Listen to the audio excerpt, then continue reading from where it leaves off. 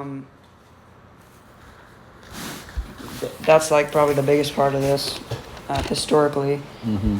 Um, we went a little bit through Genghis Khan. Let's see what else I have. Come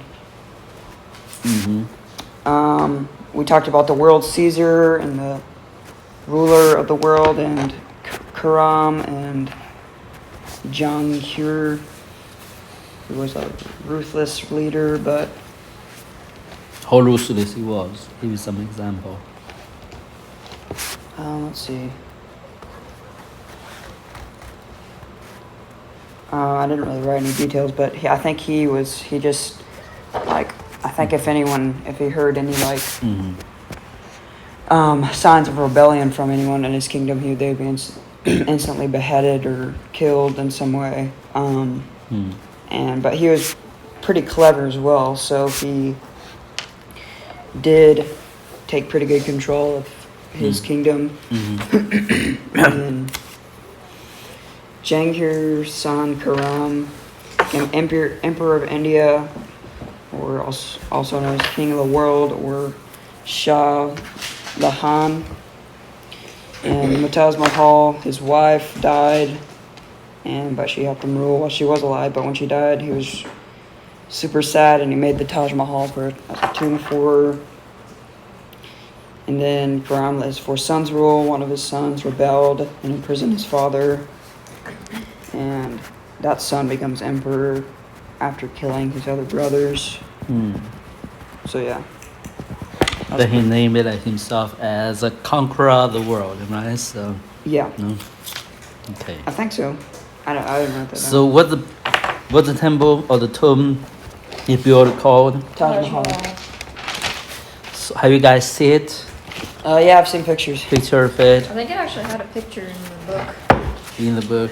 Yeah, it's right here. Yeah. Oh Yeah. yeah, it has one of that. I think. The real picture is more brilliant than that. So. Yeah, I bet. Anyway, so it's called the 8th wonder of the world. Yep. That's something, huh? Yeah, it's pretty Yeah. magnificent. Yeah. So what is the first wonder of the world? I don't know. I know some of them. I don't know them in order. Some. Okay, give me some list. I know one of them's the big coral reef. One of them, Where's another that? one is the big rock, the Stonehenge. I think is one of them, right? Oh yeah. Where's the Yeah, coral? storage. Where's the yeah. coral? Stonehenge. reef? Yeah, Henge, yeah. I think it's in Australia. No. Oh, no, really? we're the coral. No, reef. in Ireland. Or Scotland or Ireland. Somewhere in Europe. Yeah, in England. Not England, Yeah. but the British. The Stonehenges. Yeah. I was talking about the coral reef. Coral Reef in Australia. I'm sorry. Yeah. around Australia. Sorry, Yeah, I thought you were talking about yes. the coral reef. Yeah. But So yeah, what the else? Stonehenge is. The pyramids of Giza, or is that included? Yeah, it is. That's a good one. And How many are there again? I don't know what the name is, but it's some. China has no wandering. The Great Wall of Oh, China. Yeah, there Great you Wall of China, go. yeah. What about Roman? Sounds more than 3. Roman Colosseum. There's some- Colosseum. Wall, right? Yeah. What's the Roman wall? What? The Roman. I thought you said there's one in Rome or something. Colosseum, the Roman Colosseum. Oh, you see the Colosseum. The what? see the gladiators. Isn't there some kind of? gliders. I forget the name of it, but some kind of like a Babylonian garden of some sort. Babylonian Garden I don't know what the name disappeared. Yeah, Oh, It that's disappeared. that's the number 1 in the world. That one. So famous, so. But it disappeared wow. on us. That's Saddam Hussein, the guy. U.S. toppled And then down, Taj Mahal tried is to another build one. it. Huh? And then Taj Mahal is one. Okay. And then there's a few more, but I don't. We What lost would be count very on interesting that. is to see who organizes this list, because there's many wonders in the world. I don't Yeah. think. I don't think Carol, what is the word? The first one you mentioned, the Australian one. The coral reef is a That's not wonder. a wonder. I'm pretty sure it is. Elijah, that sounds like something that was It's a human natural. build. We're talking about. I think it's Has been- to be Oh, human human built. construct. Here, let's That one not a human construct. let's see if we can find. There you go. Good point. There you go. Yeah, the smart student there. So, okay. Look it up. 8 wonders of the world. There's 7 wonders in the world only. Oh, Oh. That's why it's Wrong strange track. they added 8 wonders in the world because it's strange things. So. Great Wall of China, chicken. It's a. You just check out Wander in the World. Wander in the World. Huh? Wander in the World. Hey, that's funny. Well, Machu Picchu is something I actually That's looked at. In, what is Machu Picchu? It's a Wait, I want to see a real Incan- picture of the Taj Mahal. Let me see. yeah, I'm trying to get a picture for you. I was Oh, just that's studying great. that in Spanish. Oh, that's Spanish thing. Yeah, that's what I thought. It's Called the Wait, Machu you guys see those? You guys Picchu. say that It's one? like Yeah. No, crazy, do actually. the Yeah, United it's like- States have a. Right. Aztec, Great wonder. Aztec structure. Incan. Oh, Maya that's structure. crazy. No, Aztec Pretty. structure. What was Dad talking about with that big circle island with like all these? That's man-made. I know, but it's what was it pretty called? crazy. It was the something island. Okay, that's a study called homework. Okay, study. Yeah, I don't know where the coral Go to- idea came from. Okay. Study the seven wonders of the world. Seven on the world. What are they? Where are they? What the name of it? Okay, that's homework. Okay. Okay, remember homework. Homework. Okay. That's going to be your essay. Write a little bit about, a little bit of what are the seven wonders? So, of- are we writing an essay on them or researching them? research so- research can do be an essay, All right. right? So yeah, write about Oh yeah. Okay. 300 to 500 words. Yeah. Describe each one, the unique feature of it, why the code, stuff like that. So, making sense to you guys? So, Yep. Yeah. Okay. Let's go on with the next session. Allow me to read. Wait, I need to write down my homework. Okay. I'm not sure exactly 7 wonders or 8 wonders. Yeah, I think it's so- 7. Okay.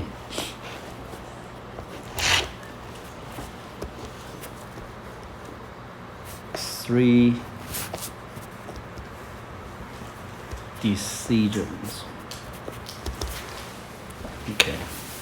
The reason I want to finish this portion, then have you guys continue the next chapter. We're going to try to finish this whole chapter next chapter. Okay, so Okay. move forward a bit. So. Just finish this half or finish this? Yeah. Then the next chapter. So yeah. So Aurangzeb's 3 decisions. Okay, guys, follow up. So you can share the book together. Would be great. So yeah. Okay. Follow. Then you go back to write your own notes on this one. Okay. So yeah. First follow. The Mongol Emperor Aurangzeb conquered the world. Was now the ruler of India. Like his father, king of the world, his grandfather was Caesar, and determined to be a strong and powerful ruler. And he succeeded. He ruled over a strong and powerful India for almost 50 years. But when Aurangzeb died 50 years later, India was doomed. 3 or 4 Aurangzeb's own decisions helped to pave the way for foreign invaders who would take away Indians' independence. So this is major. Aurangzeb's first decision had to do with religion. Aurangzeb, like all the Mongol emperors, was a Muslim, a follower of the teaching of Muhammad. But most of the people in India were Hindu, Hindu, Hindu, mostly Muslim.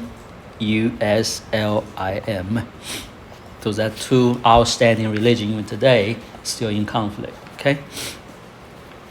For many years, the Mongol emperors allowed the Hindu subject to worship in their own way. The emperor Akbar, one of the greatest Mongol rulers of all, and Aurangzeb's great-grandfather had even appointed a Hindu advisor to be his minister for state. But Aurangzeb was different. He wanted India to become a Muslim country, and he believed that his duty as emperor was to spread the Muslim faith.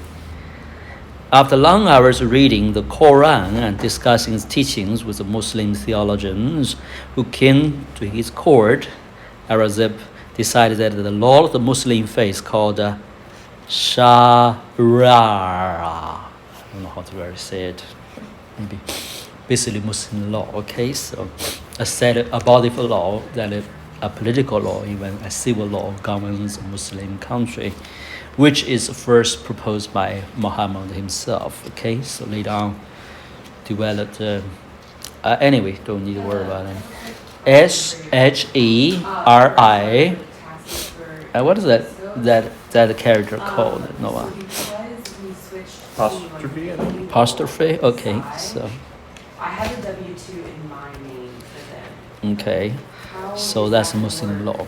Okay, I mean, I guess should also be the law for all Indians. Because all the money went to NSF. And also decided that only But Muslims because should have power in of India. the fee and everything, we agreed to So he refused to give Hindus payroll. position in the court and only promoted Muslims. Okay. It's always bad policy. Because we've been, we have taxes. The same thing happened in Chinese history as well, okay? So I just, he forced all Indian Hindus to pay extra taxes. When new Hindu temples were built, Aurangzeb had I also them have destroyed. an answer on how to Because the Quran forbade a Muslim to drink wine, the emperor made wine illegal throughout all of India.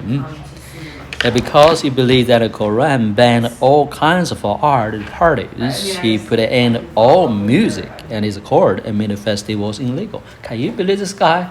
He's no fun, man. So Muslim Indians welcomed Aurangzeb's laws, but Hindu Indians hated the emperor. Aurangzeb's decrees meant that the Muslim Hindus and Indians began to quarrel with each other. And when Aurangzeb made his second decision, the second decision was the hostility between Hindus and Muslims, Indians, grew even stronger. Let's hear what the second one is. Aurangzeb's second decision was to spend years and years trying to conquer the southern parts of India. During the reign of his father and grandfather, the Indian army had conquered the northern parts of India all the way up the high mountain divided India from Asia. started early on just because we have that. Like, That's Himalaya where it is, am I right? So Nepal. so anyway, we might just Stuff like like that. figure out a date and maybe we can schedule it. We put it And because India is a peninsula, Aurangzeb could not expand his empire to the east or the west. Why? On either side are seas, am I right? So Arab Sea, Arab Ocean, and the Indian Ocean, okay? But he was still determined to make India larger, so he turned his army south. The southern land of India called the Deccan were covered with the Deccan. Let's write that word down. Deccan. Deccan. Were covered with the jagged hills, rough country, and thick brush. The kingdoms in the Deccan were not yet under Aurangzeb's control. And also, most of the Deccan leaders were Muslims. They did not want to come under the rule of the Mongol emperor, so they are from different traits of came to Muslim, am I right? So to be a nation. So the kingdoms of Deccan made alliances with Hindu tribes who live in the southern parts of India. These Hindu tribes called the Marathas. Marathas.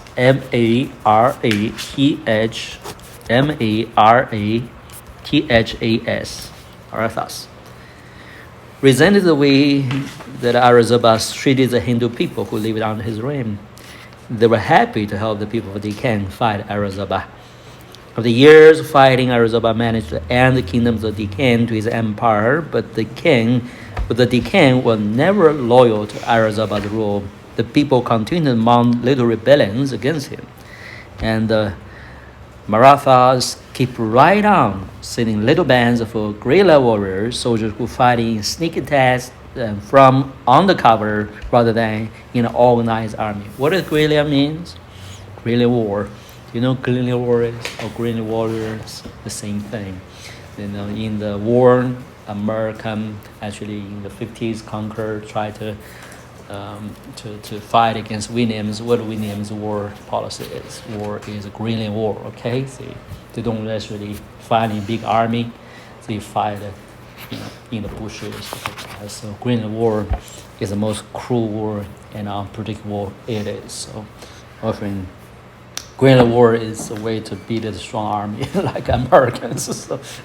So making sense here? So Now you can study war strategy a little bit, learn why guerrilla war is more taxing and disadvantageous to Kinda like armies a like ambush. Owners. Exactly. What word are Uh, you saying? Guerrilla, Guerrilla, guerrilla,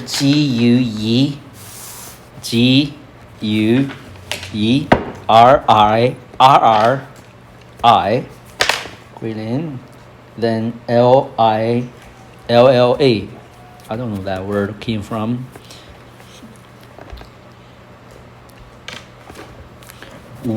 Warriors, for soldiers for this kind of war called warriors, green warriors.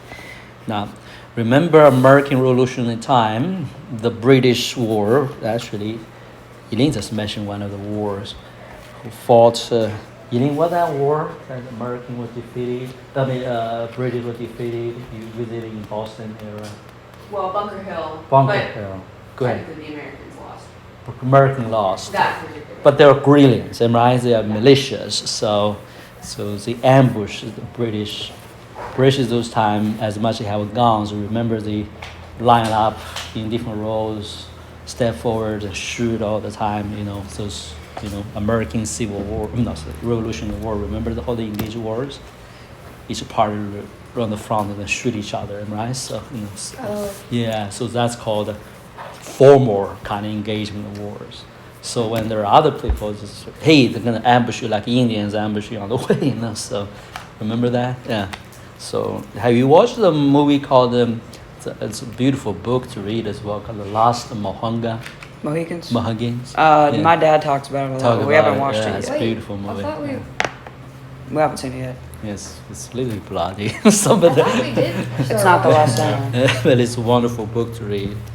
A lot of history about Indian people. So Yeah, I've heard the music to me. Yeah. It's What was that Music's movie really we good. watched that Dad showed us of that war? it's called The Patriot. that's right. Okay.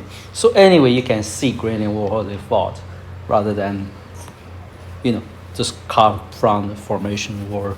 Most of the wars that are engaged by General Washington, President Washington, are actually formal wars, but there are militias those times that engage a Greenland War. Am I making sense to you guys?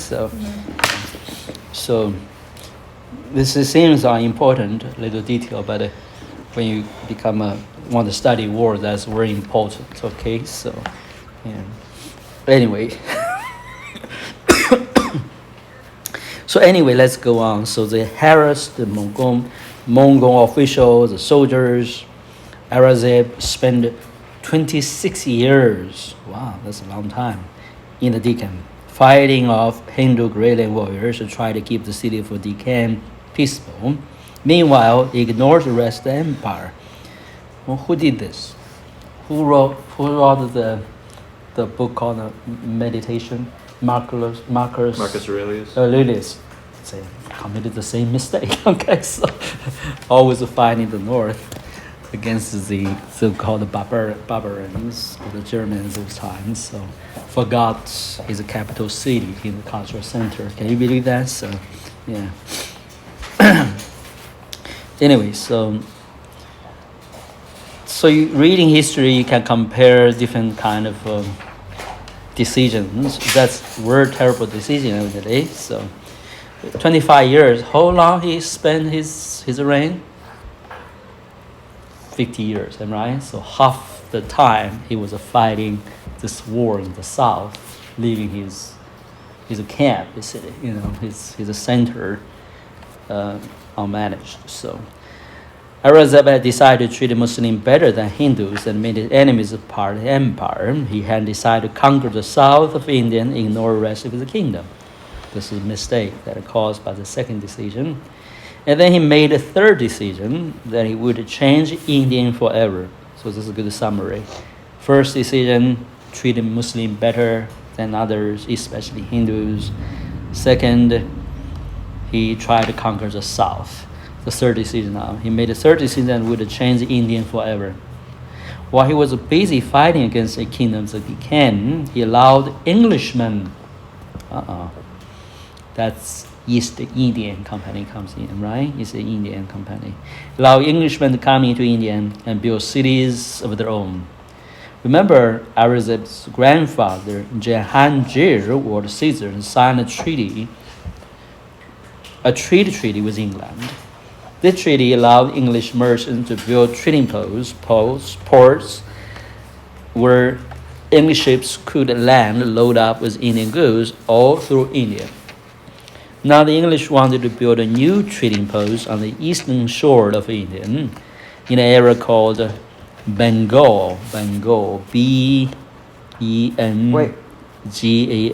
What was his third decision? Bengal. He allowed Englishmen to have trading posts along his borders, especially along the eastern shore. This place called Bengal. Let's look at the map. You will see Bengal where it is. So there is I think there's Bengal. No, yes. Bengal area, yeah. Yeah, Bengal. This is the area. So yeah. So the Bay of Bengal, Arabian Sea on the west, Bay of Bengal on the east, and the Deccan in the south of the land. So, do you see it? Yeah. So, okay. Now, here's a map for you to see. You see this Bay of Bengal. This is the territory from the Bengal. Calcutta is a major city. So Deccan is the south, Indian Ocean in the south, Arabian Sea on the east. Okay, Bay of Bengal is a part of the Indian Ocean. Making sense to you guys? Okay. Okay. Let's where we were. They asked Arizona for permission to build not only a place for ships to dock, but also a city and a factory and this new port. Aurangzeb agreed. After all, he was busy down in the south of India. And this new English city would only make India richer.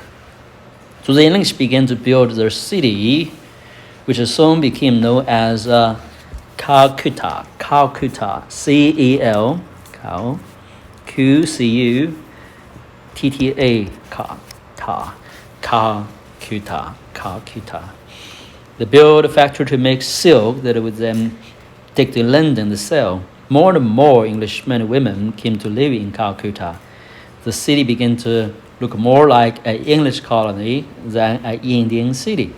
Soldiers came to Calcutta to protect the English ships. The factories in Calcutta made gunpowder for soldiers' weapons, so they can fortify themselves. Aurangzeb did not know it, but the Calcutta would become the center of English takeover of India, the takeover that would bring an end to Indian independence. Wow, that is a very, very bad decision, huh? Now, this takeover did not begin until Aurangzeb's death. Now, I want to tell you something. This is the same policy the English want to apply in China. They almost succeeded. That's why Hong Kong was still part of, many years ago, a colony of the British, right? So that's the same policy they tried to do. Okay. At the end of his life, Aurangzeb began to realize that his attempt to make India into an enormous, rich Muslim empire had actually made the India weaker. So bad policy. Just before his death, Aurangzeb was still down in the Deccan, putting down rebellion after rebellion. He had lost the 50th army in the war against Deccan. Deccan or Deccan? Deccan, I don't know. So his men were suffering from plague. He was under constant attack from Maratha guerrillas. What are Maratha? They are Hindus or Muslims? Maratha. Nobody knows. Okay, yeah, that's right. Maratha. Okay, Maratha guerrillas. They're what? Mm-hmm. The Maratha or what? They are Muslims or in Hindus. I don't know. They were. You don't know? Why you don't know? What is that? There is our sister there. Hello. Let's say hello to you first. No. Next time, pop in and say I'm here. You guys stop what you're doing. So. Good to see you. Are you following us? Are you following us? We are on the last paragraph of chapter 11. I'm so sorry.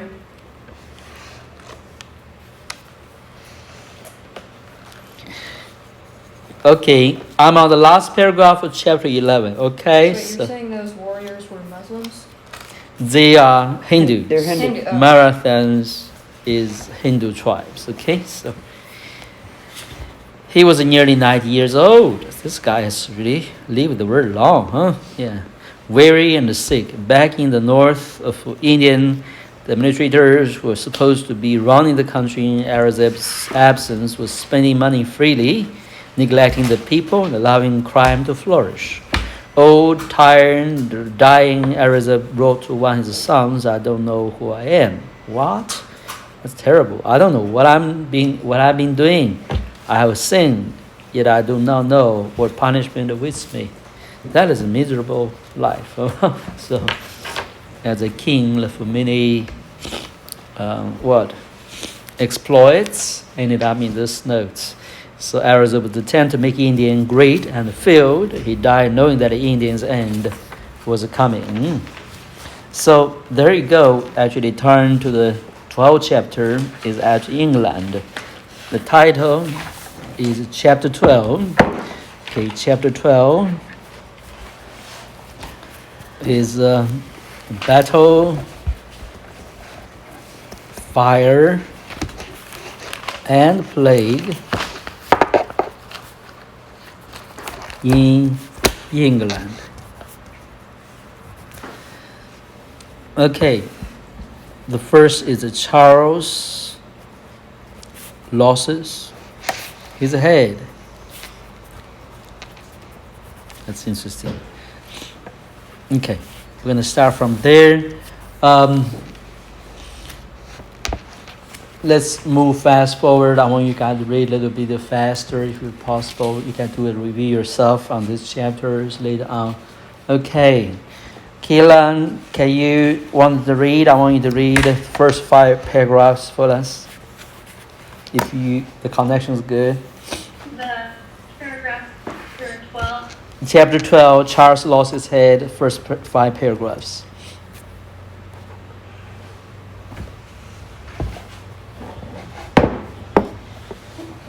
While the English were building trading posts in India, England itself was in turmoil. Come on. James I in England and Scotland had died, and his son Charles had inherited the throne. But rising from the beginning of his region, Charles started people of England angry. His first mistake was to marry a French princess, Maria. Yeah. I don't know how to pronounce her name. Henrietta, that's Noah's expertise. Noah. Yeah, it's just Retta? Henrietta, I think. Yeah. Henrietta, okay. Henrietta was a beautiful, high-spirited girl, but she was also the Catholic who promised the Pope that she would try to spread Catholicism throughout England. Most Englishmen, especially English Puritans, yeah. Okay, English Puritans hated hated and feared Catholicism. Catholicism. Or It's me. Go on, continue.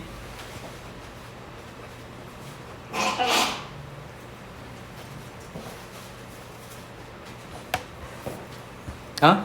Continue, please. It's okay. She disappeared. Okay. So Esther taking out this. So.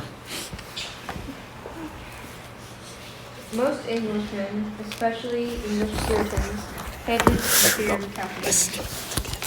When Charles got ready for his formal coronation ceremony, he was afraid to hold the traditional parade through the streets of London. He thought Puritans might gather along the ways and shout out insults. Instead, Charles planned to go to the church by sailing down the Thames. Thames River. Thames Thames River, that's the river runs through London, so The Thames. yeah. on a barge. But the coronation day was filled with chaos. When it was time for the king and queen to leave the palace, Henrietta refused to come out of the room. She declared that he couldn't attend a Protestant ceremony. When Charles' nobleman tried to force her through the door, Henrietta punched her fists through the glass windows of a room. So Charles went to be crowned by himself, all by himself. He paraded out to the Thames, but the royal barge missed its landing and went aground. Charles had to ride in a much smaller boat instead. When he arrived at the church, he tripped at the threshold and nearly fell on his face. When he tried to put on the coronation ring, a large jewel fell out of it and disappeared. Oh, that's how many mishaps, right? So, Near the end of the ceremony, Mm. the Archbishop Archbishop.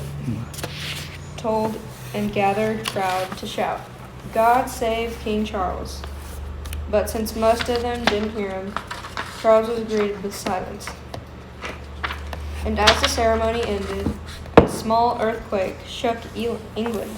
That's where ominous start, huh? From the rain. That's terrible, man. Yeah. Don't tell me there's no good, no signs in certain things. This is the downfall of their reign, basically. Go ahead. Mm. The troublesome coronation was only the beginning of a troubled reign.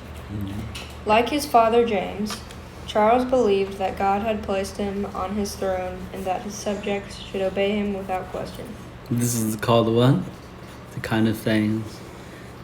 Should we call dictatorship, authoritarian? But this is actually is a theory called what a monarch, okay, divine authority, that kind of thing. So that is an abuse of it. Okay, so this is a grievance of a major grievance causes division and troubles in European countries. Okay, it is. So anyway, go on.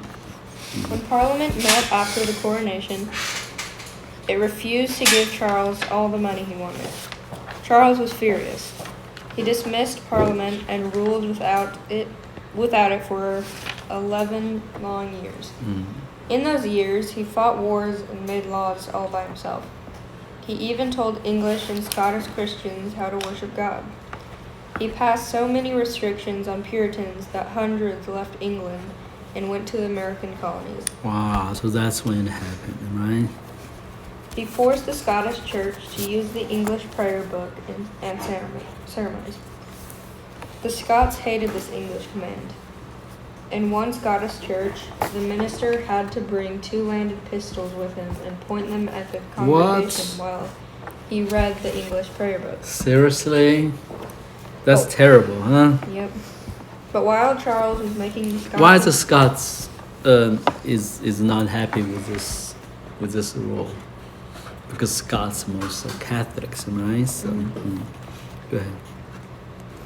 I'm sorry, most Protestants. Okay, so yes. But while Charles was making the Scots and the English Puritans hate him, he was also running out of money. At the end of the 11 years, he was forced to call Parliament back into session to beg for more cash. The Parliament refused to dissolve when Charles became angry. What does dissolve means? Disband, right? So it's like not no longer organized as a parliament anymore. Making sense to you? Yeah. Okay. Because it went on meeting for 8 years. It became known as the Long Parliament. The long parliament. Let's write down those 80 years time. That is the end on 12 years and 20 years, 2 decades time in his reign, right? So, upon Parliament.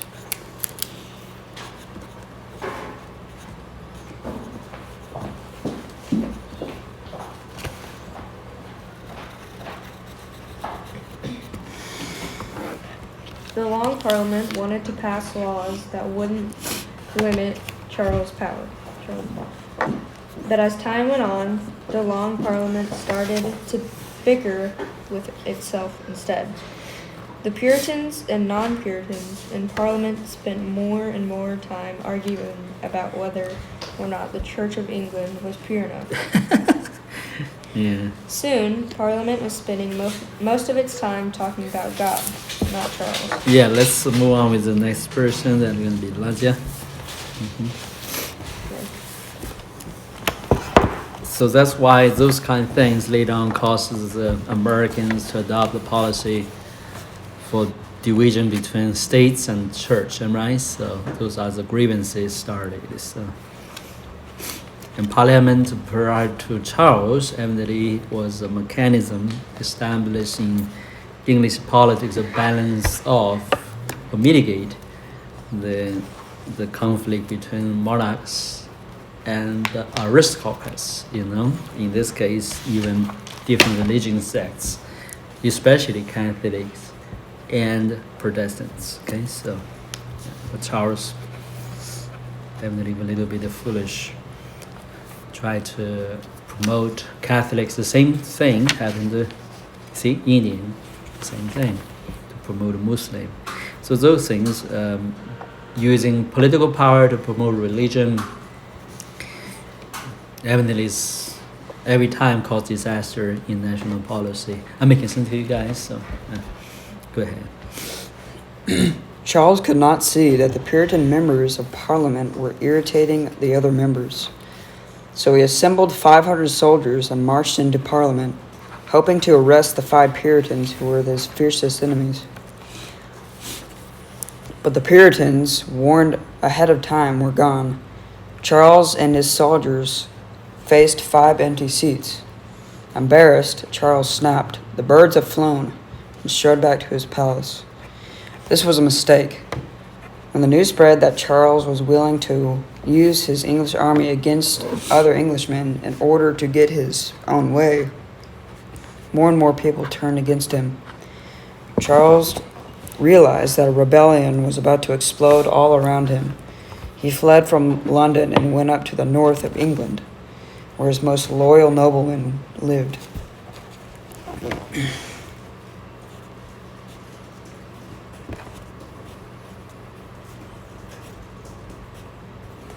Wow. That's where Cromwell came to be. Go ahead.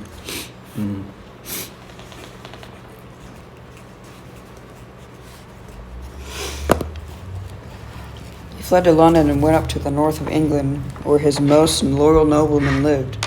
The Puritans in Parliament took control of London. Civil war had begun.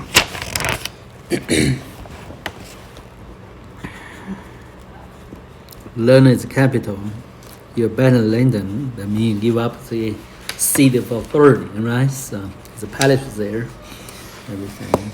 For 6 years, Charles' supporters, called Cavaliers, fought against supporters of Parliament. Somebody tell me Cavaliers is more than a historical term. Talking about this band of people, what Cavalier today stands for. Somebody's Cavalier. What do you mean? That's a Cavalier. You don't know the English word? I really haven't really heard the word No. before. I like no so like such a general question. I don't know the definition of. Cavaliers are merciless, basically. Cavaliers are carelessness. A bit foolish as well. So. Go ahead. Write that word down real quick. It's a character for Charles, basically. So, reckless.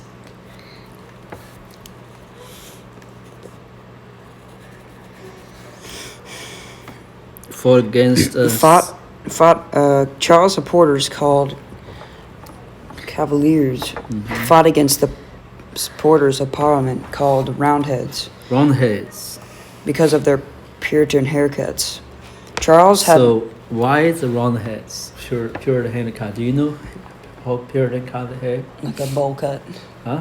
Seriously? Yeah, I think so. I don't know how they cut the hair, but good to know. Okay, so go ahead. I'm sorry. Charles had most of the regular army on his side, but the Roundheads organized their own army using the most modern weapons and training methods. This new model army was commanded by the most fervent Puritan of all, Oliver Cromwell. 2 years after the war began, Cromwell helped lead the Roundheads into battle against Charles' soldiers at a place called Martson Moor. It's called what? Martson Moor. Martson Moor. Man, that's where famous place. Okay.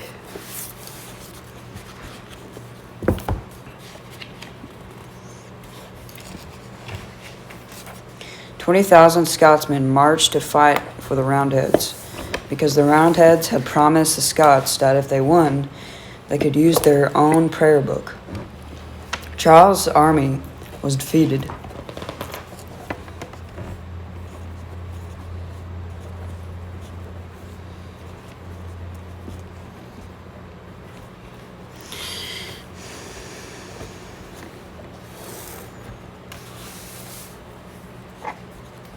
So that's when the Scotsmen get involved.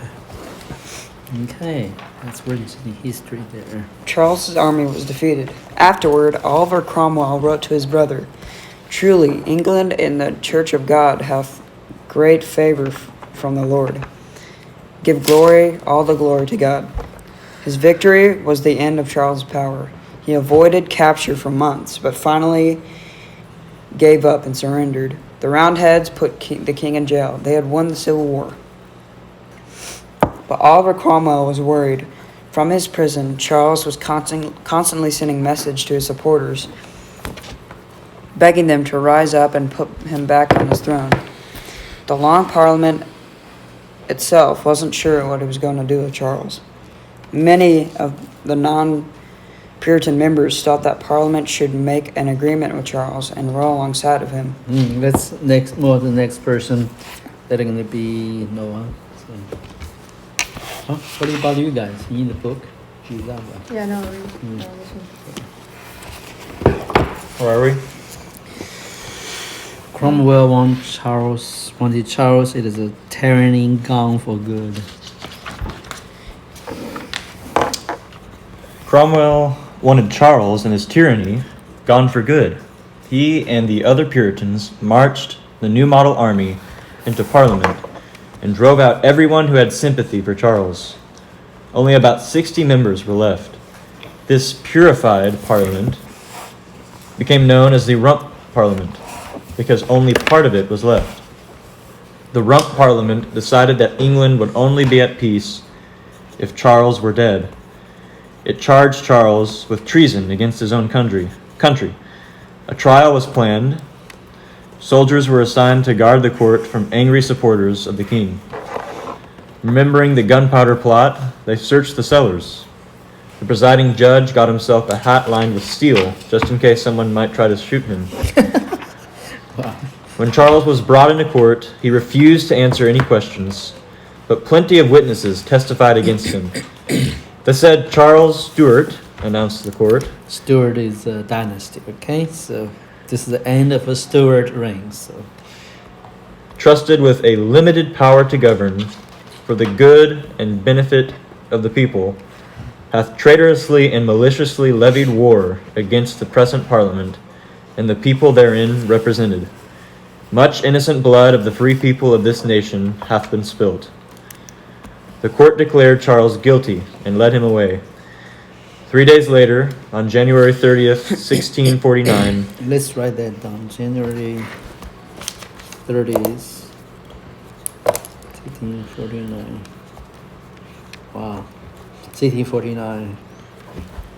Just remember, around those time, Puritans en masse moved to or immigrated to American, right? So part of this.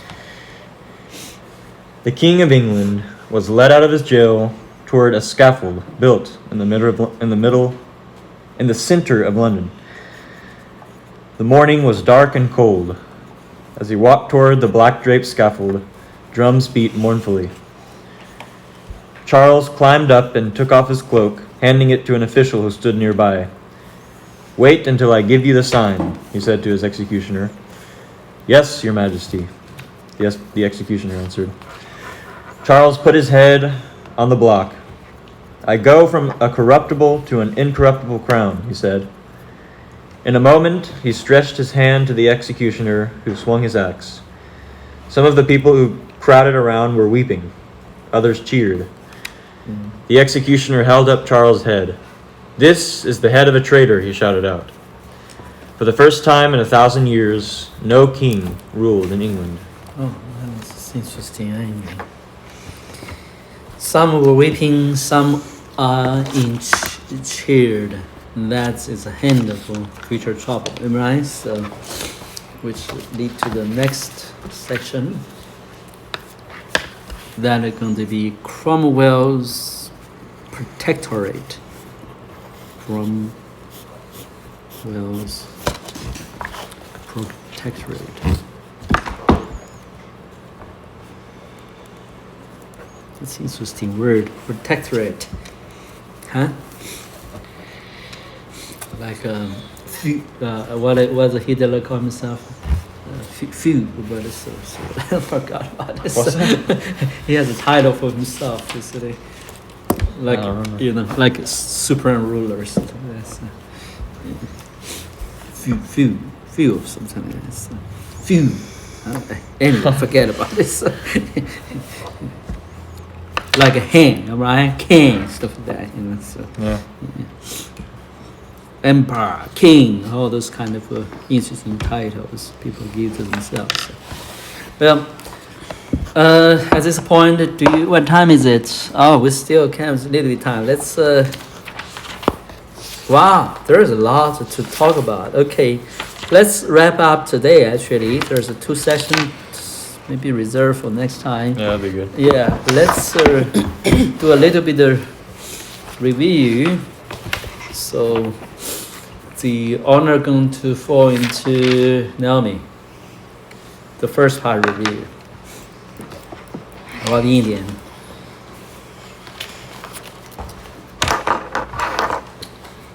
We were talking about, how do you pronounce his name? Aurangzeb?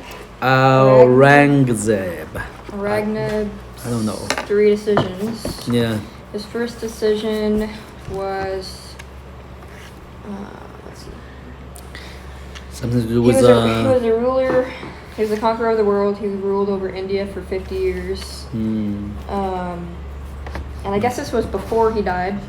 50 years later. Yeah. His first decision was did he decide on religion, which was try to promote Muslim reign, right? Oh, so okay. enforce called the Sharia law, right? So Yeah. okay. And then his second decision was to conquer the southern parts of India. What it called? Deccan, right? Deccan, yeah. Okay. And I've written down Handu was Minister of State, Southern India. Oh. It also talked about the guerrilla warriors. Guerrilla warriors. Guerrilla? These warriors, they fought and by sneak attacking rather than organized fighting. And during this time, he had ignored the rest of the empire. It's important to know that it called guerrilla warfare. It's one of the ways how to weak nations or weak army try to harass, eventually just wear out the most common invaders, right, from outside. So yeah, go ahead. Yeah. And then his third decision was to allow Englishmen to build cities in India. What's the region called? Was it Bengal or is that? Bengal. Bengal, yeah. Bengal. That's where they had their trading posts as Yeah, well. and the city they built called And then yeah, they built a city called Calcutta. Calcutta. Yeah. And this had made India weaker, Mm-hmm.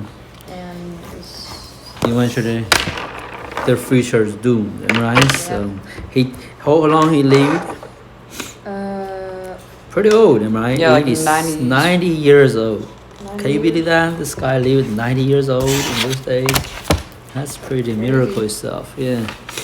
So, okay, the first part, chapter 12, is Charles lost his head. Who's going to do that review for us?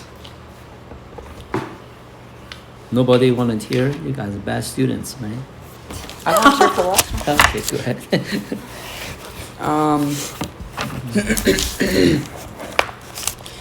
In this one, we go to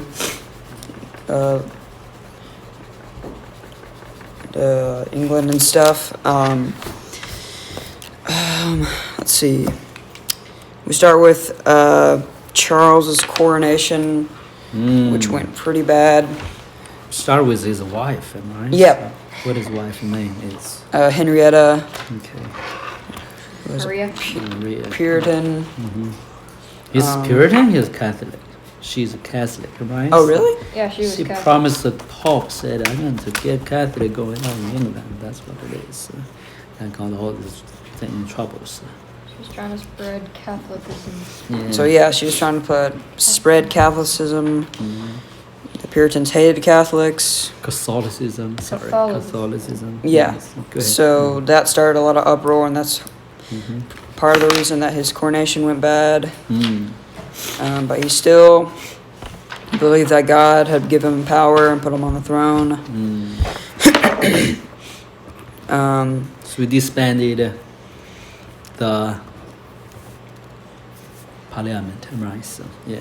The Scots also hated Catholicism.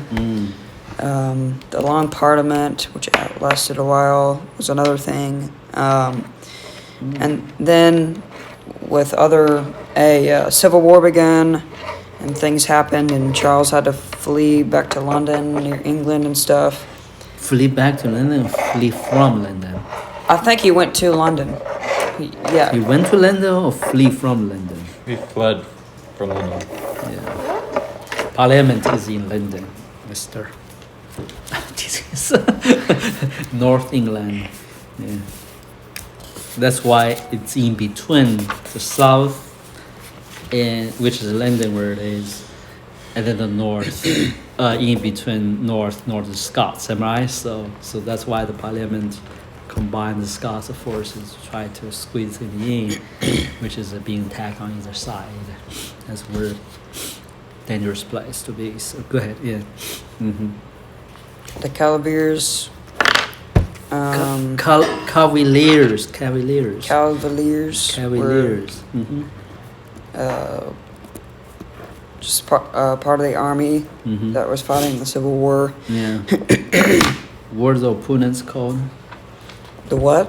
The opponents called The the Roundheads. Roundheads. Yeah. Mm-hmm. Charles was defeated. Mm-hmm. He was imprisoned. Tried to rise up again, but was killed. Mm. Beheaded. He was beheaded, right? On January the 30th, 1649. Oh, that's right. That's a good one. Yeah, that's good. So that is 49. What the strange noise is that? I don't know, that's Noah. This is making fun of you. Especially for Naomi. Especially for Naomi. Thank you. Let's see.